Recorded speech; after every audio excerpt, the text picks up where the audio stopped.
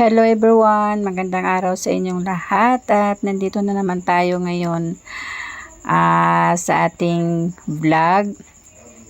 Ako ay magbo-voice over lang kasi medyo masakit ang aking mata gumawa ng subtitle, kaya ito nag-voice over lang ako. At ngayong araw ako ay naglaba at ayan, nakapagsampay na tayo.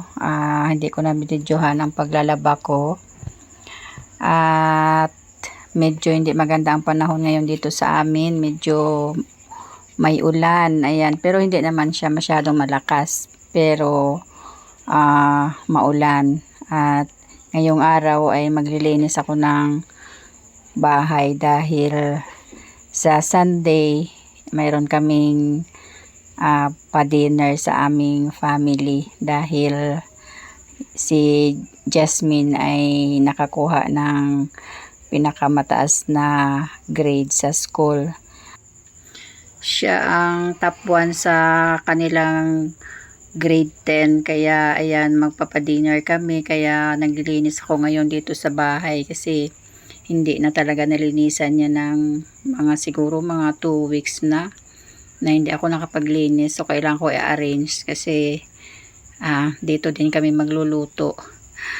Kaya iyan, tanggalin ko yung rack na yan dyan at itago ko yung aking coffee maker kasi hindi naman yan ginagamit kasi si Robert ngayon hindi na rin halos nagkakape at ako hindi rin nagkakape, kaya itatago ko na lang yan. Dati kasi ginagamit pa namin yan, pero ngayon na bawal na sa akin at siya din parang ayaw na magkape, itago muna natin at tanggalin ko yung rack na yan dyan at ilipat ko doon sa dirty kitchen.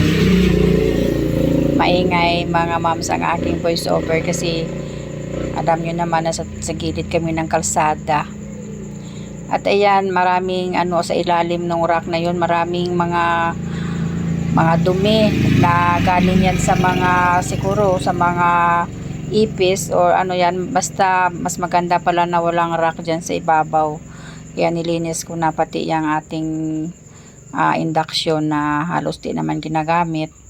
Iniisip ko nga yan kung itatago ko yan or ilagay dyan, pero dyan ko lang muna ilagay kasi baka magamit yan pag nagluluto kami dito sa Sunday. Kaya yan, nilinis muna natin yung countertop natin at ibalik ko na lang dyan yung mga gamit na ginagamit din namin sa araw-araw. At yung ating ginamit dyan ay Sunrocks na yung di kulay, nilagyan ko lang yan ng tubig. Kasi pag ini-spray ko yan sa mga langgam na mamatay, pero syempre binabanlawan din natin yan ng tubig. Tapos pupunasan natin yan ng tuyo na basahan. So ayan, nagpupunas ako ng ating mga gamit dyan na ibabalik natin para walang alikabok. Kasi baka pag dating ng Sunday ay marami tayong ilalagay dyan ng mga kubyertos na gagamitin ng mga bisita. Mga bisita, konti lang naman yung aming handa, dinner lang naman ng family. Ganyan kasi dito sa amin, sa pamilya namin, pag may birthday or kaya mayroong magpasalamat ay napapakain kami, pero family lang naman halos ang nagpupunta, family ko at saka family ni Robert. Kaya ayan mga moms, pa lang yan, part 1 kasi bukas doon ako maglilinis sa dirty kitchen para pag nagluto tayo doon ay maaliwalas yung ating pagkikilusan. At medyo hindi maganda ang aking pakiramdam dyan kasi kahapon medyo busy din kami kasi holiday kami, nawala sa bahay at napakainit doon sa bayan. Kaya iyan, kasi pagkatapos kahapon ng recognition ni Jasmine ay napunta kami sa bayan. Kumain kami doon ng pizza at saka halo-halo. At syempre meron kaming gift sa kanya, pero pera, kaya sinamahan namin siya mamili kung anong gusto niya doon. At yun, napa-check up pa ako Pagkatapos nun, para isang lakaran na lang. At ayan, itatago ko na yung ating coffee maker kasi hindi naman yan ginagamit, para mabawasan yung mga gamit dyan sa ating countertop. At mga moms, ay bukas maglilinis ako ulit ng bahay para medyo maaliwalas yung bahay natin pag dumating yung mga bisita. Siguro 2 araw na paglilinis kasi Sabado bukas pwede pa ako maglinis at mag-prepare ng mga pwede nang lutuin, gaya ng mga lumpia, gaya ng mga magbubuko sala daw kami sa dessert. Gagawin ko na yan bukas para naman mabawasan yung trabaho natin sa linggo. Kasi sa linggo is 3 PM yung graduation nila Jasmine. Mayroon pa silang graduation.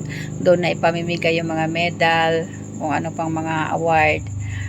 Kasi nung Friday ay mga certificate lang niya nung 4th grading na nakakuha siya ng with highest honor. Kaya yan, magpakain kami sa Sunday. At ayan na mga moms, ay numpisahan ko na yung dyan sa kabila. Tatanggalin ko rin yung ano dyan, yung bilog na nilalagyan ng pagkain, yung uso ngayon, tawag dyan, yung basta, yung uso ngayon na bilog na nilalagyan ng mga pagkain, kasi pinapasukan din naman ng langgam pag nilagyan mo ng pagkain. Maraming langgam dito sa amin mga moms, mula nung nag-umpisa mainit ang panahon, kaya maraming naglabasan na langgam.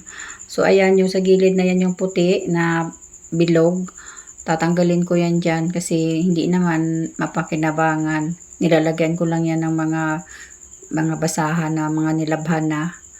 Dyan ko nilalagay. At saka yung aking mga measuring cup, kaya ilipat ko yan doon sa dirty kitchen para medyo maluwang yung ating pagkikilusan dyan sa countertop na yan. At pag walang masyadong gamit kasi mabilis maglinis.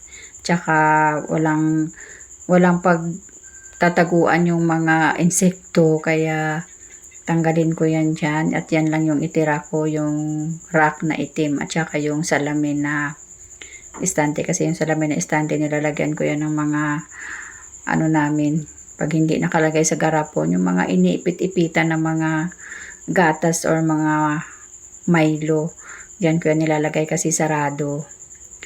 At dyan ay medyo patapos na tayo, pero